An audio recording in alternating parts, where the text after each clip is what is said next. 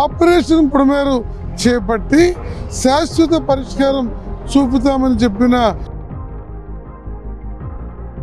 ప్రతి ఏడాది వస్తుంటుంది. ప్రతి 4-5 సంవత్సరాల వరకు తీవ్రమైన సమస్యగా అది దాపురిస్తూ ఉంది. ఏ ప్రభుత్వం ఉన్నా ఈ సమస్య పరిష్కారానికి ప్రభుత్వం నిమ్మకు నీరెత్తినట్లు ఉన్నది. నిమ్మల రామానాయుడు గారు పేపర్ ప్రకటన దప్పనిచ్చి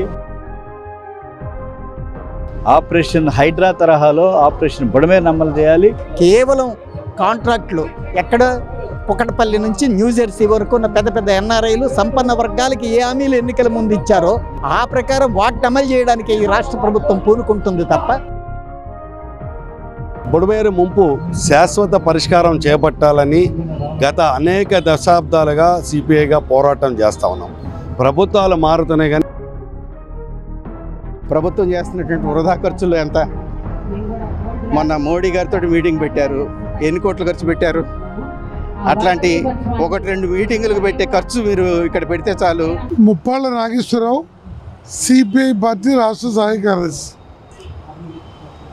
ఈ బుడమేరు ఈనాటి ఇష్యూ కాదు, కానీ బుడమేరు ముంపు గత సెప్టెంబర్ 1వ తారీఖు వచ్చి 15 రోజుల పాటు విజయవాడ నగరంలోని 32 డివిజన్లని అతలాకుతలం చేసి కోట్లాది ఆస్తి నష్టానికి కారణమైంది.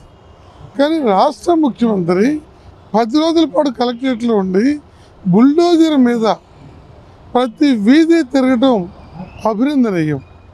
అలాగే రాష్ట్ర మంత్రి ఎక్కడైతే గంటు పడ్డాయో అక్కడ ఉండి పూడ్చిపిచ్చాడు. అయితే ఆపరేషన్ పుడమేరు చేపట్టి శాశ్వత పరిష్కారం చూపుతామని చెప్పిన ముఖ్యమంత్రి గారు జనవరి, ఫిబ్రవరి, మార్చి, ఏప్రిల్, మే అంటే వేసవి కాలము ఇరిగేషన్ పనులు, కాలువల పనులు, పూడికతీత పనులకి కరెక్ట్ టైం. ఆ టైం అంతా దాటిపోయి మళ్ళీ మాన్సూన్స్ మొదలయ్యి వర్షాలు ప్రారంభమైతే ఇప్పుడు శాంతినగర్ పైన గండ్లు పూడిస్తే ఈ విజయవాడ పైన గండ్లు పూడ్చేది ఎప్పుడు? ఎనికేపేట దగ్గర ఉన్న సులభేశ్వరిని ఎడల్పు చేసేది ఎప్పుడు? గుడవాడ దగ్గర ఉన్నటువంటి వాగుపై వంతెన కట్టేది ఎప్పుడు? ఈ బారుకి పట్ట గండ్లని ఖచ్చితంగా బలిష్టంగా పూడ్చేది ఎప్పుడు? అందువల్ల ప్రభుత్వంలో ఈ నాన్చుడు ధోరణి, దీని పట్ల తీవ్రత లేని ధోరణి, ఈ బుడమేరు యొక్క ముంపు ప్రమాదాన్ని గుర్తించలేదేమో అనే పరిస్థితి అర్థమవుతుంది. అయితే సిపిఐ పార్టీ ఈ 160 కిలోమీటర్ల దూరం ఉన్న ఇక్కడ బుడమేరు కానీ, పక్కన కొల్లేరు కానీ, ఆ పైన ఉప్పుటేరు కానీ ఈ మొత్తం శాశ్వత పరిష్కారానికి 1000 నుండి 1200 కోట్లు కావాలి. దాన్ని ఫేజ్ మేనర్లో నీట్గా చేసి వారి టైంలో శాశ్వత పరిష్కారం చూపాలి. అలా లేకపోతే సిపిఐ పార్టీ దీన్ని పట్టుకుందో వదిలిపెట్టేది లేదు. ఒక ఐక్య కార్యాచరణ కమిటీ వేస్తాము, ఈ 3-4 జిల్లాలను కలుపుతాము, రాష్ట్ర కేంద్రం బాధ్యత తీసుకుంటాము. పక్కాగా పరిష్కారం అయ్యేరాక ఈ ప్రభుత్వం వెంటబడి చేపించి ప్రజల పక్షాన ప్రజల కోసం మేలు జరిగేరాక పోరాడి సాధిస్తామని ఈ సందర్భంగా తెలియజేస్తున్నాం. నా పేరు పి జమలయ్య, ఆంధ్రప్రదేశ్ కౌలు రైతుల సంఘం రాష్ట్ర ప్రధాన కార్యదర్శిని. గత ఏడాది బుడమేరు ప్రవాహం వల్ల లక్షలాది ఎకరాల్లో పంటలు దెబ్బతిన్నాయి. అనేక గ్రామాల్లో ప్రజలు ఇబ్బంది పడ్డారు. అనేక చెరువులు గండ్లు పడ్డాయి, కాలువలో గండ్లు పడ్డాయి. విజయవాడ పట్టణం సగం భాగం మరి నీరు ముంపు గురైపోయింది. ఆస్తి నష్టం జరిగింది, ప్రాణ నష్టం జరిగింది. అంతేకాకుండా విజయవాడ కింద భాగం కొల్లేరు వరకు కృష్ణా జిల్లాలో కూడా తీవ్రమైనటువంటి నష్టం జరిగింది. కొల్లేరులో ప్రవాహం వచ్చి ఆ నీరు ఉప్పుటేరు ద్వారా సముద్రంలో కలిసే వరకున్న ఆక్రమణ ద్వారా కూడా అనేక పంటలు దెబ్బతిన్నటువంటి పరిస్థితి కూడా కనిపిస్తూ ఉంది. మరి సమస్య ప్రతి ఏడాది వస్తుంటుంది. ప్రతి 4-5 సంవత్సరాల వరకు తీవ్రమైన సమస్యగా అది దాపురిస్తూ ఉంది. ఏ ప్రభుత్వం ఉన్నా ఈ సమస్య పరిష్కారానికి ఒక శాస్త్రీయ అవగాహనతో కనిపించట్లేదు. ఏదో ఒక సమస్య వస్తుంది, స్పందిస్తున్నారు, అంతవరకే పరిమితం అవుతున్నారు. ఇది కరెక్ట్ కాదు. అందుకని ఇప్పటికైనా తెలుగుదేశం ప్రభుత్వం, కూటమి ప్రభుత్వం అధికారంలో ఉంది కాబట్టి బుడమేరు శాశ్వత పరిష్కారానికి 4 భాగాలుగా విభజించి దానికి అవసరమైనటువంటి నిధుల్ని వెచ్చించి పరిష్కారం చేయాలి. మొదటిది ఎలగలేరు హెడ్ రెగ్యులేటర్ అంటే రెడ్డిగూడెము, ఏకొండూరు, జికొండూరు, మైలవరం, ఇబ్రాహీపట్నం ఈ ప్రాంతాల నుంచి వచ్చే నీరు ఎలగలేరు హెడ్ రెగ్యులేటర్ దగ్గరకు రాకోకుండానే మినీ రిజర్వాయర్ని ఒక 4 నిర్మించినట్లయితే ఆ నీరు అక్కడ నిల్వ ఉంటుంది. ఆ నీరుని తాగునీరుకి, సాగునీరుకి గ్రామీణ ప్రాంతాల్లో ఉపయోగించుకోవచ్చు. ఆ ప్రయత్నం చేయమని 1964లోనే ఏసీ మిత్ర కమిటీ చెప్పింది, దాన్ని నిర్వీర్యం చేశారు. తర్వాత బుడమేరు నుంచి డైవర్షన్ కాలువ 64లో తవ్వి కృష్ణానదిలోకి పంపిస్తున్నారు ఈ వరద నివారణ కోసం. ఆ వరద నివారణ కోసం ఏర్పాటు చేసిన డైవర్షన్ ఛానల్ మొదట 7,500 క్యూసెక్కులు, ఆ తర్వాత 15,000 క్యూసెక్కులకు పెంచారు. ఈలోపుగా పోలవరం ద్వారా వచ్చే నీళ్లు కూడా బుడమేరు డైవర్షన్ ఛానల్ ద్వారా కృష్ణానదులకు పంపుతున్నారు. ఆ డైవర్షన్ కాలువ నిర్మించేటప్పుడు ఇబ్రాహీపట్నం థర్మల్ స్టేషన్ లేదు. ఆ కాలువ వచ్చిన తర్వాత థర్మల్ స్టేషన్ చుట్టుపక్కల నిర్మాణాలు చేశారు. అక్కడ విస్తరింప చేయడానికి అవకాశం లేకుండా పోయింది. అందుకని ఆ వరద నీరు కృష్ణానదిలోకి వెళ్ళటానికి ఒక సమస్యగా మారింది. అదే సమయంలో కృష్ణానదిలో 11-12 అడుగులు హైట్లో నీరు కనుక వస్తే ఈ బుడమేరు నీళ్ళు కృష్ణానదిలోకి రిసీవ్ చేసుకోదు, అది వెనక్కి కొడుతుంది. మనం జరిగింది అదే. అందుకని దీనికి ఒక పరిష్కారం ఏంటంటే ముందు మినీ రిజర్వాయర్లు కోతులవాగు మీద, తర్వాత పులివాగు మీద, కొండవాగు మీద, లోయ వాగు మీద కట్టినట్టయితే ఒక ప్రజలకు ప్రయోజనం ఉంటుంది, ముంపు నివారించవచ్చు. రెండోది రాయనపాడు నుండి గుంటుపల్లి మీదుగా కృష్ణానదిలోకి మరొక డైవర్షన్ ఛానల్ నిర్మాణం చేసినట్లయితే తక్కువ ఖర్చుతోనూ తక్కువ నష్టంతోనూ ప్రజలకు ఎక్కువ మేలు జరిగే పద్ధతిలో అది చేయొచ్చు. అది దానివల్ల అంటే పైన మినీ రిజర్వాయర్లు ఈ మరొక డైవర్షన్ ఛానల్ నిర్మాణం ద్వారా 65% నీటిని, బుడమేరు నీటిని నివారించవచ్చు, విజయవాడ రక్షించడానికి అవకాశాలు ఉంటాయి. ఇక రెండో భాగం ఏంటంటే విజయవాడ క్యాచ్మెంట్ ఏరియాలో కురిసిన నీరు అదనంగా వచ్చినటువంటి బుడమేరు నీరుని వెనకేపాడు 100 టన్నుల దగ్గరకు వచ్చిన తర్వాత అది ఎప్పుడో కట్టారు. ఏలూరు కాలువ పై భాగంలో ఉంటుంది, బుడమేరు కింద భాగంలో ఉంటుంది. దాని యొక్క కాణాలు చాలా చిన్నవి, హైట్ కూడా చాలా తక్కువ ఉన్నాయి. ఇప్పుడు హైట్ మార్చలేము, ఎందుకంటే పైన అక్విడక్ట్ ఉంది కాబట్టి.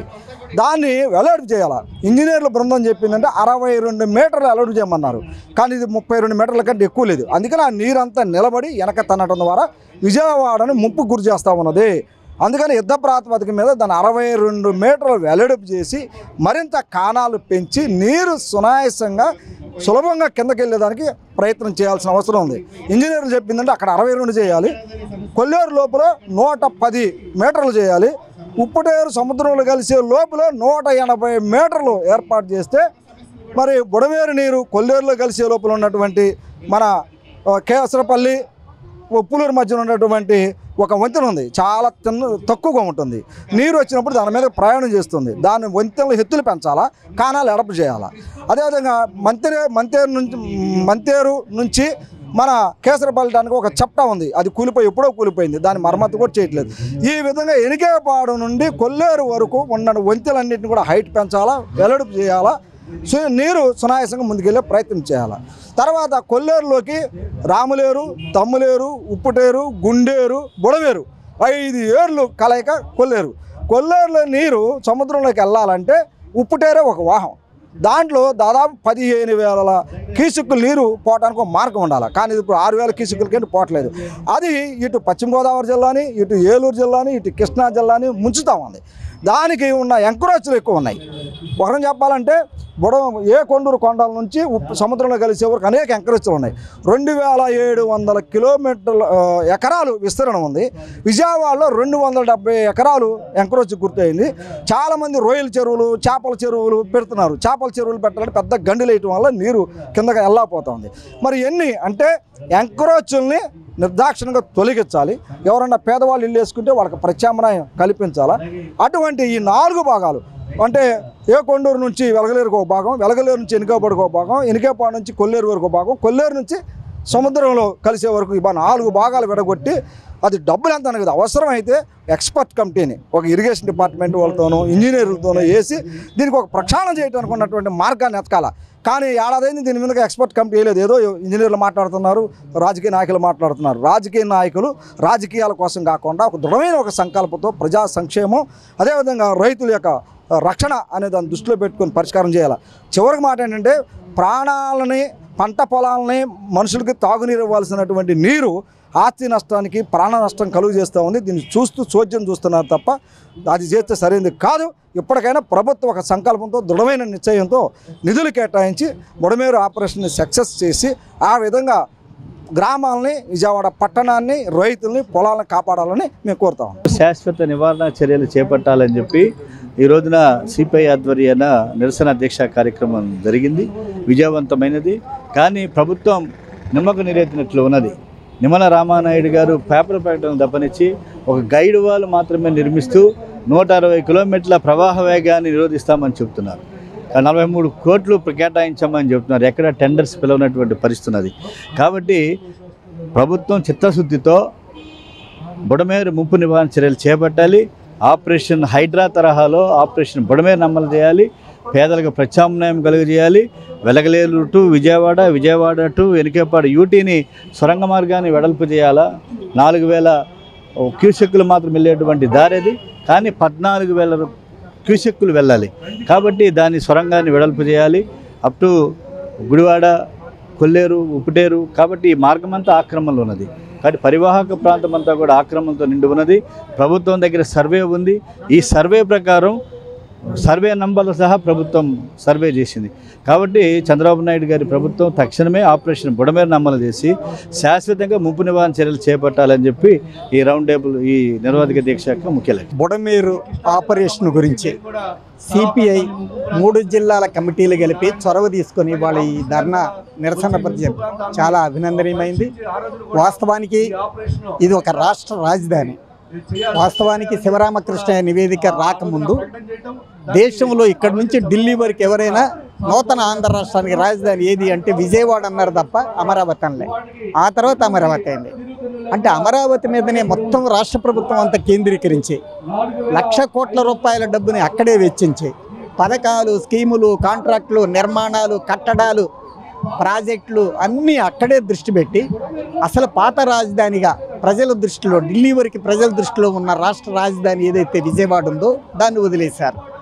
రాష్ట్ర రాజధాని 10 లక్షలకు పైగా జనాభా ఉన్న ఈ రాజధాని, దీని చుట్టూ ఉన్న పరిసర ప్రాంతాలు, 3 జిల్లాల్లో ఉన్న గ్రామీణ ప్రాంతాలు, పంటలను కోల్పోయి రైతులు ఇళ్ళు వాకిళ్ళు కోల్పోయిన ఇక్కడ 1,000 లేదా 2,000 కోట్ల రూపాయలు ఖర్చు పెడితే ఆపరేషన్ బుడమేరు అంతా పూర్తవుతుంది. ఇది మానవ జీవితానికి సంబంధించింది, ప్రజల జీవితాలకు సంబంధించింది, వాళ్ళ ఇల్లు వాకిళ్ళకి సంబంధించింది. కానీ దేశ రాజధాని కంటే పెద్ద రాజధాని నిర్మాణం చేయాలని 140 కోట్ల మంది ప్రజలకున్న రాజధాని కంటే వాస్తవానికి ఉమ్మడి ఆంధ్రప్రదేశ్కి 92 ఎకరాల్లోనే మొత్తం రాజధాని ఉంది, సచివాలయం, అసెంబ్లీ అండ్ హైకోర్టు కలిపి. కానీ వాళ్ళు 1,00,000 ఎకరాలు అవసరమా? పెద్ద పెద్ద కాంట్రాక్టులు ఇచ్చి ఎన్ఆర్ఐలు, సంపన్న వర్గాలు, సింగపూర్ అని చెప్పి ఒక రకంగా మాయ చేస్తూ ఇక్కడ ఉన్నటువంటి బుడమేరు ఆపరేషన్కి ఖర్చు పెట్టకపోవడం చాలా అన్యాయమైంది, ఇది దుర్మార్గమైంది కూడా. అందుకని ఆ రోజు హామీలు ఇవ్వడం కాదు, వరదలు వచ్చినప్పుడు ఇవాళ అమలు చేయాల్సిన బాధ్యత ఉంది. ఇది ప్రత్యక్ష ఉద్యమంగా మారకుండా ఈ ప్రభుత్వం పట్టించుకోదు. సూపర్ 6లు అమలు చేయకుండా, ప్రజలకు ఇచ్చిన హామీలు అమలు చేయకుండా, కార్మికులు, కర్షకులు, రైతులు, కూలీలకు ఇచ్చిన అనేక హామీలు వదిలేసి కేవలం కాంట్రాక్టులు ఎక్కడ కుకటపల్లి నుంచి న్యూజెర్సీ వరకు ఉన్న పెద్ద పెద్ద ఎన్ఆర్ఐలు, సంపన్న వర్గాలకి ఏ హామీలు ఎన్నికల ముందు ఇచ్చారో రహస్యంగా, మేము మమ్మల్ని గెలిపిస్తే మీకు ఇవన్నీ చేసి పెడతాం, కాంట్రాక్టులు ఇస్తాం, నూతన రాజధానిలోని ఏదైతే ముందు ఒడంబడికలు చేశారో ఆ ప్రకారం వాటిని అమలు చేయడానికి ఈ రాష్ట్ర ప్రభుత్వం పూనుకుంటుంది తప్ప ప్రజలకి తాను పబ్లిక్గా బహిరంగంగా ఇచ్చిన హామీల గురించి పట్టించుకోవటం లేదు. అందుకని ఇవాళ సిపిఐ ఎన్టీఆర్ జిల్లా, కృష్ణా జిల్లా, ఏలూరు జిల్లా కమిటీలు ఏదైతే చొరవ తీసుకొని ఆపరేషన్ బుడమేరు మీద ఈ కార్యక్రమాన్ని ఏర్పాటు చేసిందో మా సిపిఎం న్యూ డెమోక్రసీ తరఫున బలపరుస్తూ భవిష్యత్తులో దీన్ని ఎవరైతే దీనికి చొరవ తీసుకున్నారో వాళ్ళే దీన్ని అఖిలపక్ష ఉద్యమంగా, మొత్తం అన్ని పార్టీల ఉద్యమంగా కూడా మార్చి దీన్ని మరింత విజయవంతం చేసి పెద్ద ఎత్తున సమరశీల ఉద్యమానికి ప్రజల్ని సిద్ధం చేయాల్సిన బాధ్యత ఉందని చెప్పి మేము భావిస్తున్నాం. సిపిఐ విజయవాడ నగర కార్యదర్శి. బుడమేరు ముంపు శాశ్వత పరిష్కారం చేపట్టాలని గత అనేక దశాబ్దాలుగా సిపిఐగా పోరాటం చేస్తూ ఉన్నాం. ప్రభుత్వాలు మారుతున్నాయి కానీ శాశ్వత పరిష్కారానికి చర్యలు చేపట్టకపోవడంతో ప్రజలు తీవ్రమైనటువంటి ఇబ్బందులు పడుతూ ఉన్నారు. మొన్న సెప్టెంబర్లో మాసంలో వచ్చినటువంటి బుడమేరు ముంపుతో పాటు కృష్ణా నదీ ప్రవాహం కలిసి విజయవాడ నగరం మొత్తం కూడా 32 డివిజన్స్ జల దిగ్బంధంలో కూరుకుపోయాయి. ప్రభుత్వము అలాగే ప్రజాప్రతినిధులు ఆ వరదలు వచ్చిన కాలంలో వస్తారు, పర్యవేక్షిస్తారు, వెళతారు, సహాయక చర్యలు చేపడతారు. కానీ అది కాదు కావాల్సింది. దీర్ఘకాలికమైనటువంటి ఉపయోగం కావాలి కానీ తాత్కాలికమైనటువంటి చర్యలు కాదు. దీర్ఘకాలికమైనటువంటి ఉపయోగం అంటే సుమారు 1000 నుంచి 200 కోట్ల రూపాయలు ఈ బుడమేరు ముంపుకి శాశ్వత పరిష్కారం చేసేటటువంటి దానికోసం నిధులు కేటాయించి ఆ వైపుగా చర్యలు చేపట్టాలి. ముఖ్యంగా బుడమేరు ప్రవహించేటటువంటి ప్రాంతాల్లో అన్నీ కూడా ఆక్రమణలకు గురి అయిపోయినాయి. పెద్ద పెద్ద బిల్డింగులు మొత్తం కూడా ఆక్రమణలకు గురి అయినటువంటి పరిస్థితి ఉన్నది. కాబట్టి తెలంగాణ రాష్ట్రంలో ఏ రకంగా అయితే హైడ్రా ఆపరేషన్ చేసిందో కాంగ్రెస్ ప్రభుత్వం అక్కడ అదే పద్ధతులు ఇక్కడ చేయమని చెప్పి ముఖ్యమంత్రి గారిని గతంలో మేము కలిసినప్పుడు చెప్పాము.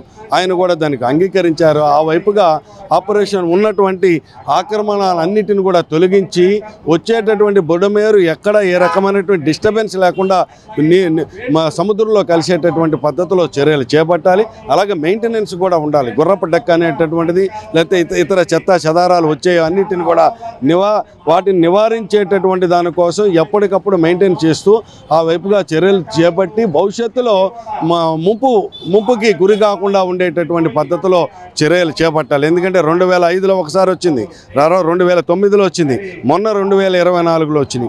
ఈ రకంగా వరద నష్టం ప్రతి ఇంట లక్షల రూపాయలు వచ్చేటటువంటి పరిస్థితి. వాహనాలు అయితే ఈ బుడమేరు ముంపులో కొట్టుకుపోయినాయి. ఆటోలు, బైకులు, స్కూటర్సు, తర్వాత కార్లతో సహా. కాబట్టి ఒక్కొక్క ప్రాంతంలో చూసినట్టయితే 8 అడుగులు ఎత్తు వచ్చింది.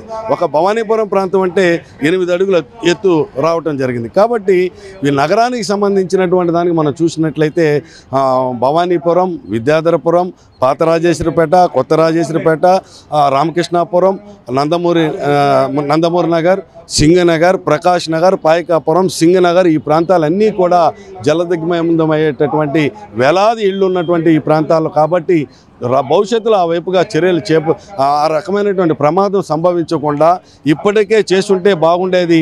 9 నెలల కాలంలో చేయనటువంటి పరిస్థితి. రేపు రాబోయేటటువంటిది వర్షాకాలం, మాన్సూన్ సీజను. ఈ సీజన్లో ఏ రకమైనటువంటి ఇబ్బంది రాకుండా రాష్ట్ర ప్రభుత్వం స్పందించి ఆ వైపుగా చర్యలు చేపట్టాలని భవిష్యత్తులో ఈ రోజున సిపిఐ నిరసన దీక్ష చేస్తున్నాం. అన్ని రాజకీయ పార్టీలు ఆహ్వానించాం, వారు కూడా వచ్చారు.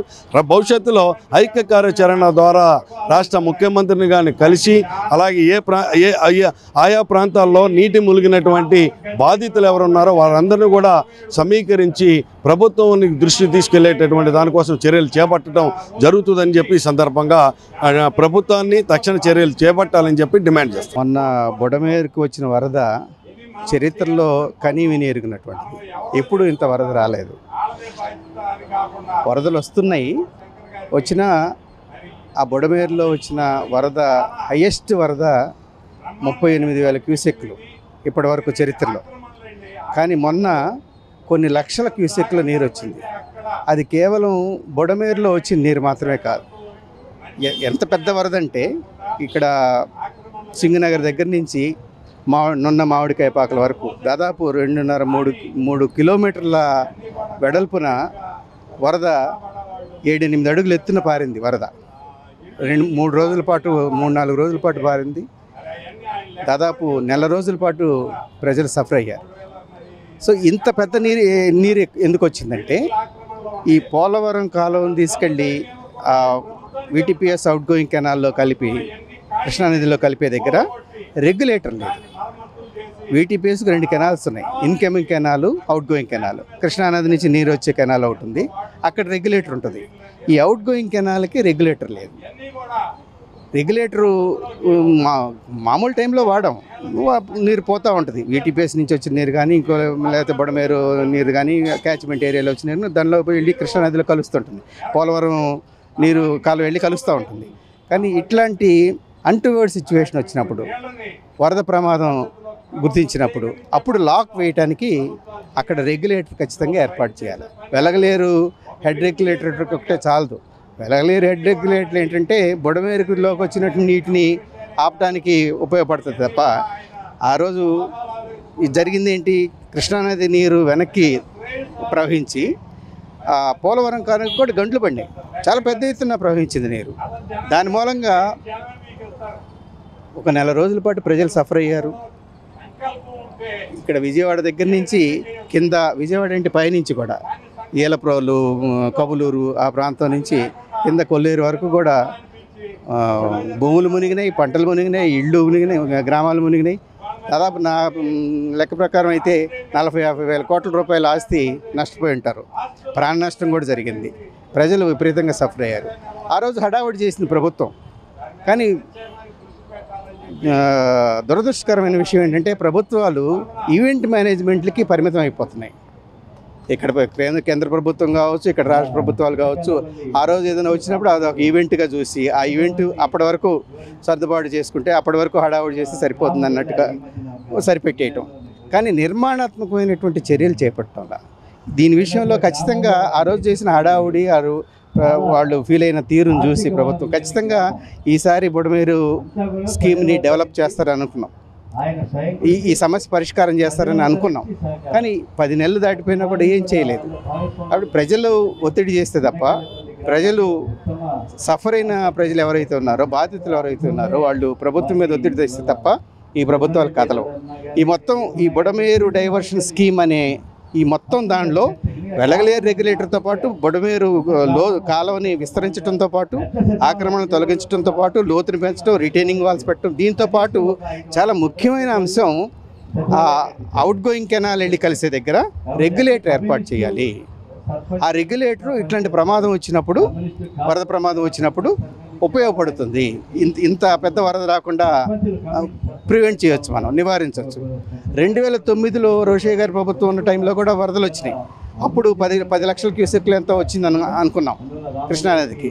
అప్పుడు కొంత ప్రాంతం ముగింది, ఆ కవులూరు, ఏలప్రోలు ఆ ఏరియా, తర్వాత బుడమేరులో కూడా పెద్ద ఎత్తున నీరు ప్రవహించింది. ఆ చుట్టుపక్కల కొంత ముంపు కట్ట పక్కన ఉన్న మునిగినాయి. కానీ ఇంత పెద్ద ఎత్తున మునగల. ఈసారి 12 లక్షల క్యూసెక్లు నీరు వరద రావటం వల్ల కృష్ణానదికి పెద్ద ఎత్తున వెనక్కి వచ్చి మునిగిపోవటం జరిగింది. కాబట్టి ప్రభుత్వం